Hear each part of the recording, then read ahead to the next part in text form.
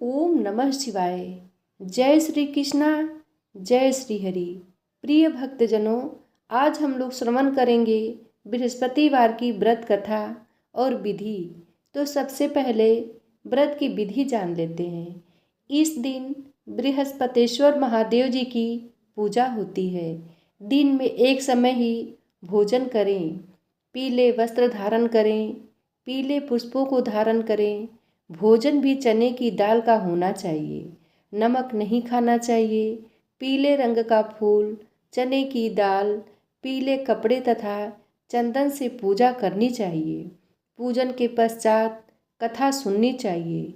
इस व्रत के करने से बृहस्पति जी अति प्रसन्न होते हैं तथा धन और विद्या का लाभ होता है। स्त्रियों के लिए यह व्रत अति आवश्यक है। इस व्रत में केले का पूजन होता है।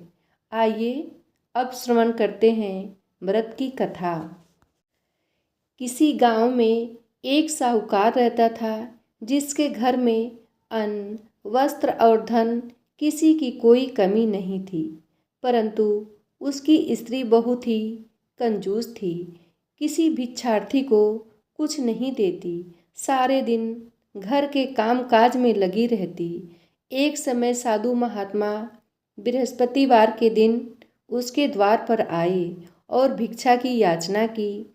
स्त्री उस समय घर के आंगन को लीप रही थी। इस कारण साधु महाराज से कहने लगी कि महाराज, इस समय तो मैं घर लीप रही हूँ, आपको कुछ नहीं दे सकती, फिर किसी अवकाश के समय आना। साधु महात्मा खाली हाथ चले गए। कुछ दिन के पश्चात वही साधु महाराज आए। उसी तरह भिक्षा मांगी। शाहूकरनी उस समय लड़के को भोजन खिला रही थी।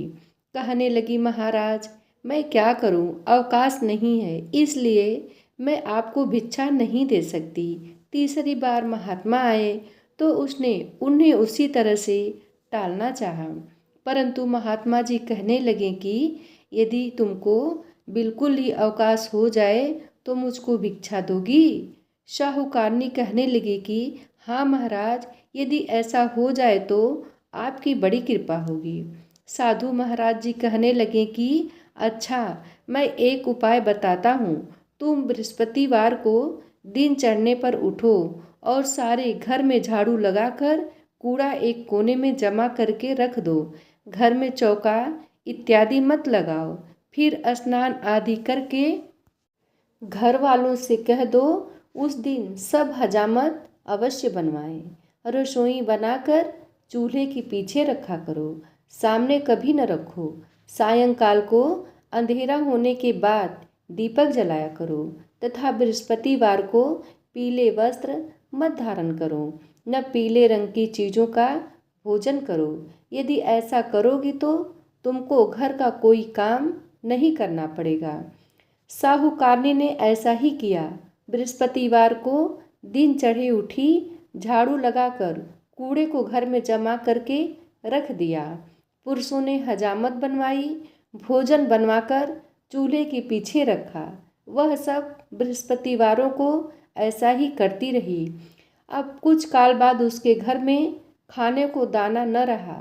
थोड़े दिनों में महात्मा फिर आए और भिक्षा मांगी, परंतु सेठानी ने कहा, महाराज, मेरे घर में सब कुछ था, तब भी कुछ नहीं देती थी।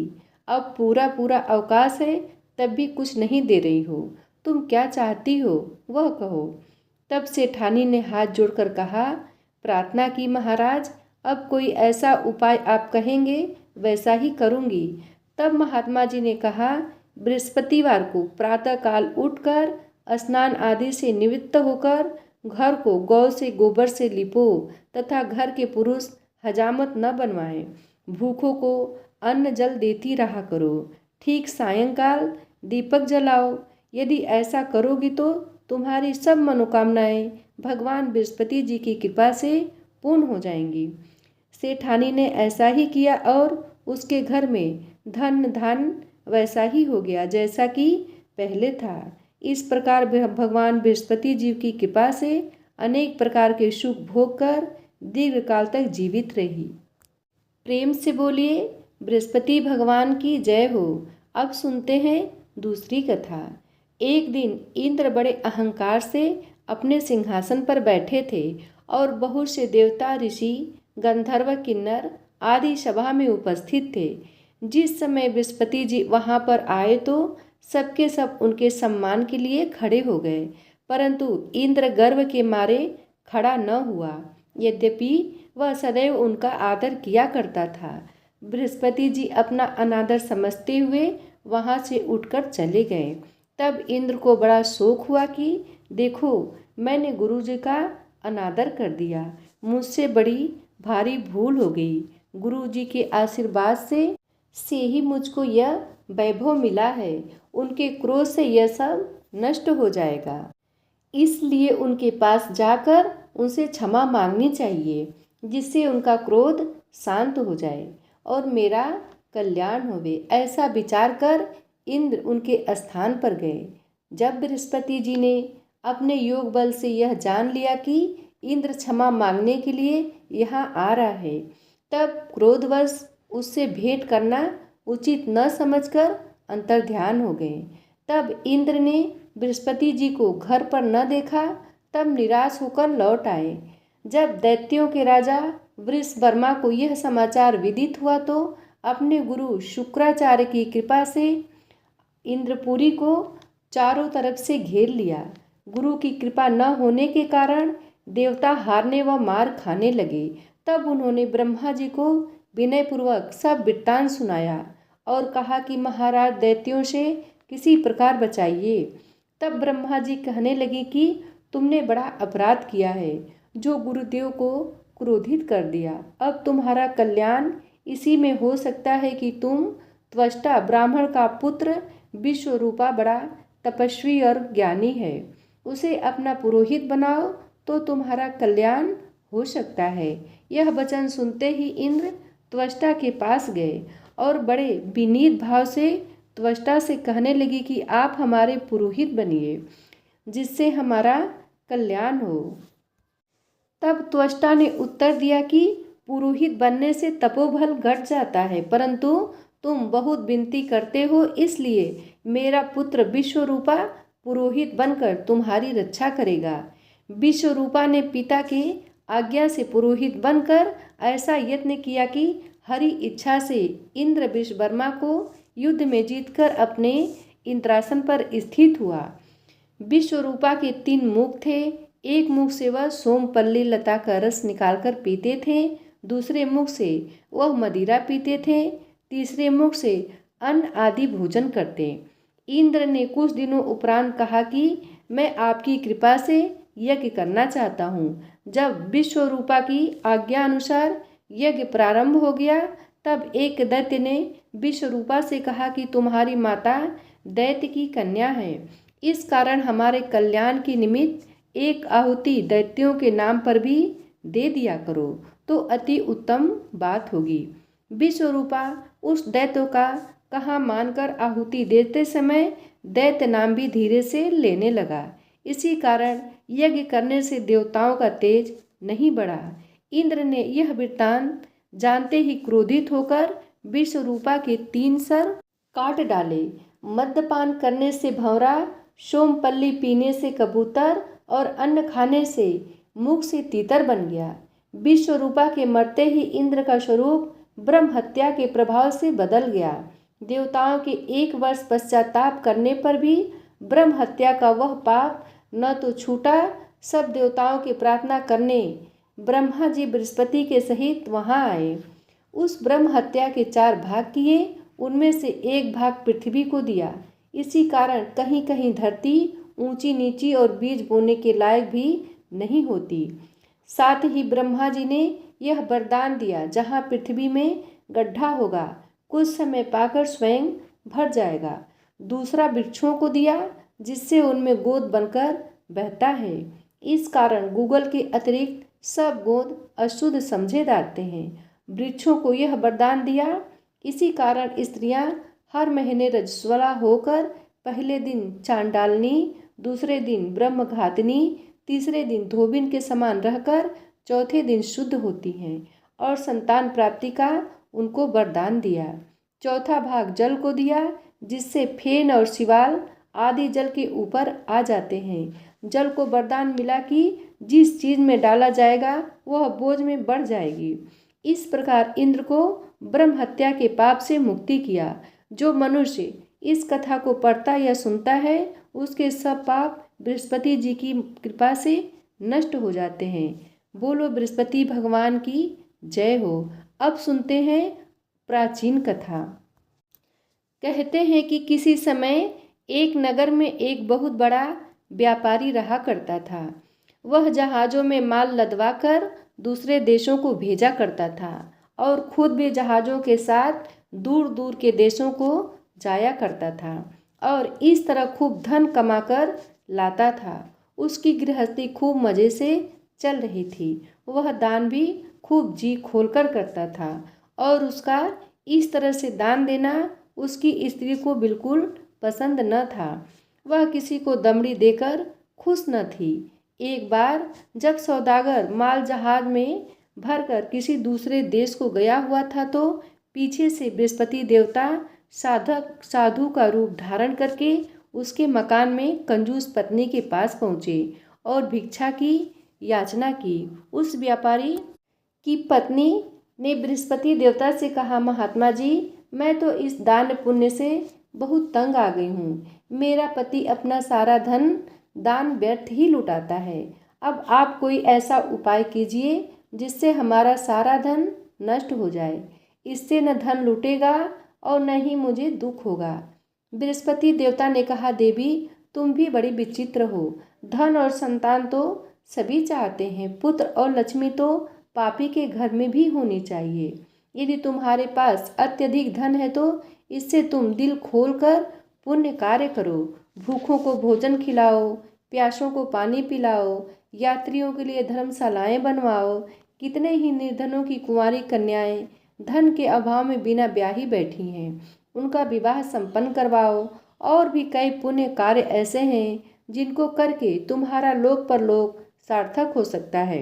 लेकिन व्यापारी की स्त्री बड़ी ढीठ थी। उसने कहा, महात्मा जी, मैं इस संबंध में आपकी कोई बात नहीं सुनना चाहती। मुझे ऐसे धन की बिल्कुल आवश्यकता नहीं है जो कि मैं दूसरों को बांटती फिरूं। बृहस्पति देवता बोले, यदि तुम्हारी ऐसे ही इच्छा है तो फिर ऐसा ही होगा। अब तुम ऐसा करना कि 7 बृहस्पति घर को लीपकर पीली मिट्टी से अपने केशों को धोना, भोजन में मांस मदिरा ग्रहण करना, भट्ठी चढ़ाकर कपड़े धोना। बस तुम्हारा धन नष्ट हो जाएगा। और इतना कहने के पश्चात बृहस्पति देवता को साधु समझे हुए थी। उनके कहे अनुसार 7 बृहस्पति वैसा ही किया। केवल 6 बृहस्पति ही बीतने पर उस स्त्री का संपूर्ण धन नष्ट हो गया और वह स्वयं भी परलोक सिधार गई। उधर उसके पति का माल से भरा हुआ जहाज समुद्र में डूब गया और उसने बड़ी मुश्किल से लकड़ी के तख्तों पर बैठकर अपनी जान बचाई। खैर, वह रोता धोता किसी न किसी तरह अपने नगर में वापस पहुंचा। वहां आकर उसने देखा कि उसका सब कुछ नष्ट हो गया है और उसकी छोटी लड़की बैठी आंसू बहा रही है। उस व्यापारी ने अपने लड़की को तसल्ली देकर चुप कराया और उससे सब समाचार पूछा। लड़की ने अपने पिता को उस साधु वाली पूरी कहानी सुना दी। उसके लड़की को शांत किया और भगवान की करनी पर बड़ा प्रसन्न हुआ। अब वह प्रतिदिन जंगल में जाकर वहां से लकड़ियां चुन लाता और उन्हें नगर में बेचकर अपनी जीविका चलाने लगा। मगर धन के अभाव के कारण बहुत दुखी था, क्योंकि गुजारा बड़ी मुश्किल से चलता था। एक दिन उसकी लड़की ने उससे दही खाने की इच्छा प्रकट की, लेकिन उसके मामा एक पैसा भी नहीं था जो कि उसको दही लाकर दे सके। वह उसे आश्वासन देकर जंगल में जाकर एक वृक्ष के नीचे बैठकर अपनी पूर्व दशा का विचार कर रोने लगा। वह बृहस्पति का दिन था। बृहस्पति देवता उसकी अवस्था देखकर साधु का वेश धारण करके वहां आ पहुँचे और उस व्यापारी के पास आए और कहने लगे, लकड़हारे, तू इस जंगल में किस चिंता में बैठा है? व्यापारी ने उत्तर दिया, महाराज, आप सब कुछ जानने वाले हैं। इतना कहकर उसने आर्द्र कंठ और भीगी आंखों से बृहस्पति को अपनी सारी आप बीती सुना दी।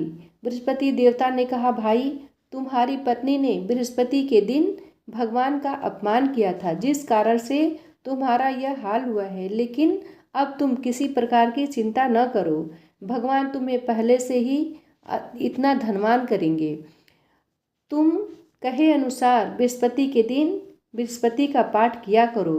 2 पैसे के चने और मुनक्के मंगवाकर जल के लोटे में थोड़ी सी शक्कर डालकर वह अमृत और प्रसाद रविवार परिवार के सब सदस्यों को तथा सुनने वालों को बांट दो और खुद भी अमृत पान किया करो तथा प्रसाद खाया करो, तो भगवान तुम्हारी सारी मनोकामनाएं पूरी करेंगे। साधु को प्रसन्न देखकर उस व्यापारी ने कहा, महाराज, मुझे लकड़ियों से तो इतना लाभ नहीं होता कि 2 पैसे की दही लाकर भी अपनी इकलौती कन्या को खिला सकूं।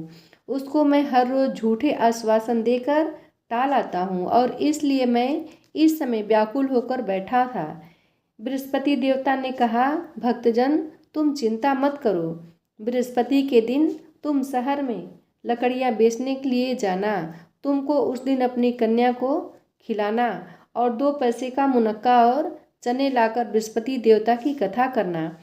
जल में जरा सी शक्कर डालकर अमृत बनाना और कथा का प्रसाद सब में बांटना और खुद भी खाना, तो तुम्हारे सब मनोरथ सिद्ध हो जाएंगे। इतना कहकर बृहस्पति देवता अंतर्ध्यान हो गए। धीरे धीरे बृहस्पति का दिन भी नज़दीक आ पहुंचा। व्यापारी ने जंगल में से लकड़ियां इकट्ठी की और शहर में बेचने के लिए आया। उसको उस अधिक पैसे मिले, जिनमें से 2 पैसे का दही लेकर उसने अपनी लड़की को दिया। 2 पैसे के चने और मुनक्का लेकर अमृत बनाकर प्रसाद बांटा और प्रेम से खाया। उसी दिन से उसकी सब कठिनाई दूर होने लगी। लेकिन अगले बृहस्पति को बृहस्पति देवता की कथा करवाना भूल गया। शुक्रवार को उस नगर के राजा ने आज्ञा दी कि कल मैंने बहुत से बड़े यज्ञ का आयोजन करवाया है, अतः कोई भी व्यक्ति अपने घर में अग्नि न जलाए और समस्त जनता मेरे यहाँ आकर भोजन ग्रहण करे। जो इस आदेश की अवहेलना करेगा उसे सूली पर लटकाया जाएगा।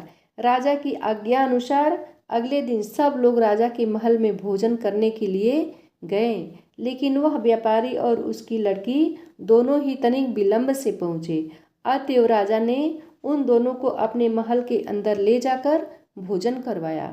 जब वह पिता पुत्री भोजन करके वापस आ गए तो महारानी की दृष्टि उस खूंटी पर पड़ी जिस पर उनका नौलखा हार टंगा हुआ था।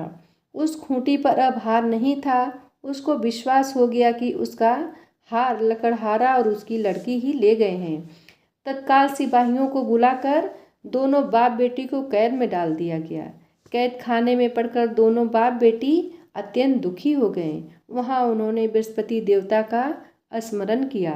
बृहस्पति देवता वहाँ प्रकट हो गए और कहने लगे, भक्तराज, तुम पिछले सप्ताह बृहस्पतिवार की कथा करना भूल गए थे, इसलिए तुम्हारा यह हाल हुआ है। अब तुम किसी प्रकार की चिंता न करो। बृहस्पति के दिन कैद खाने के दरवाजे पर 2 पैसे पड़े दिखाई देंगे। तुम वह पैसे उठाकर मुनक्का और चने मंगा लेना। फिर विधि पूर्वक बृहस्पति देवता का पूजन तथा कथा करवाना। बस फिर तुम्हारे सब दुख दूर हो जाएंगे। और जब बृहस्पति का दिन आए तो उस व्यापारी को जेल में मुख्य द्वार के पास 2 पड़े पैसे मिले। बाहर सड़क पर एक औरत जा रही थी। व्यापारी ने कहा कि वह बाजार से उसके 2 पैसे के चने और मुनक्का लाकर दे ताकि मैं बृहस्पति देवता की कथा करवा सकूं। उस औरत ने कहा, मैं अपनी बहू के कपड़े सिलाने जा रही हूँ, अतः मैं तुम्हारे बृहस्पति देवता को क्या जानूं। इतना कहकर वह औरत वहाँ से चली गई। थोड़ी देर के पश्चात वहाँ से एक और स्त्री निकली। व्यापारी ने उसे बुलाकर प्रार्थना की, बहन, तुम मुझे बाजार से 2 पैसे के चने और मुनक्के ला दो। मुझे बृहस्पति देवता की कथा करवानी है और प्रसाद बांटना है। वह स्त्री बृहस्पति देवता का नाम सुनकर गदगद होकर बोली, बलिहारी जाऊं, वीर भगवान के नाम, मैं तुम्हें अभी मुनक्का और चने लाकर देती हूँ। मेरा इकलौता बेटा मर गया है, तो उसके लिए कफन लेने जा रही थी, मगर अब पहले तुम्हारा काम करूँगी और उसके बाद बेटे के लिए कफन लाऊंगी। फिर उस व्यापारी से 2 पैसे लिए और बाजार से चने और मुनक्का ले आई और स्वयं भी बृहस्पति देवता की कथा समाप्त होने के पश्चात वह कफन लेकर अपने घर की ओर रवाना हुई। देखती क्या है कि लोग उसके बेटे की लाश लेकर राम नाम सत्य है कहते हुए श्मशान की ओर जा रहे हैं। स्त्री ने उन लोगों से कहा कि मुझे अपने बेटे का मुख तो देख लेने दो। लोगों ने अर्थी को पृथ्वी पर रख दिया। स्त्री ने अपने पुत्र के मुख में प्रसाद और अमृत डाला। प्रसाद और अमृत के मुख में पड़ने के साथ ही लड़का उठ खड़ा हुआ और अपनी माता से गले लग गया। दूसरे स्त्री जिसने बृहस्पति देवता का निरादर किया था, जब वह अपने पुत्र के विवाह के लिए कपड़े लेकर लौटी और जब घोड़ी पर सवार होकर बाजे गाजे से बारात में निकला, तो घोड़ी ने ऐसी छलांग मारी कि वह धरती पर आ गिरा। वह बुरी तरह से घायल हो गया और कुछ ही क्षण के पश्चात उसकी मृत्यु हो गई। जब वह स्त्री रो रो कर बृहस्पति देवता से कहने लगी कि हे देव, मेरा अपराध क्षमा करो, उसकी प्रार्थना सुनकर भगवान श्री वीर साधु का रूप धारण करके वहाँ आए।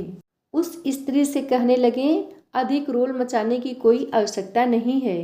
तुमने बृहस्पति देवता का निरादर किया था, जिसका परिणाम तुम्हें यह मिला है। अब भी तुम जेल खाने जाकर उस भक्त से क्षमा की याचना करो और उससे बृहस्पति देवता की कथा सुनो, इससे सब कुछ ठीक हो जाएगा। वह स्त्री फिर जेल खाने पहुंची और मुख्य द्वार के पास जाकर उस व्यापारी से मिली। हाथ जोड़कर कहने लगी, भक्तराज, मैंने तुम्हारा कहा नहीं माना और तुम्हें मुनक्का और चने लाकर नहीं दिए। इससे बृहस्पति देवता मुझसे रुष्ट हो गए, जिसके कारण मेरा इकलौता बेटा घोड़ी पर से गिरकर मर गया। उन्होंने कहा, माता तू चिंता न कर, बृहस्पति देवता सबका कल्याण करेंगे। तुम अब अगले बृहस्पति को आकर बृहस्पति देवता की कथा सुनना। तब तक अपने बेटे के शव को फूल, इत्र तथा घी आदि वस्तुओं में डालकर रख दो। स्त्री ने ऐसा ही किया।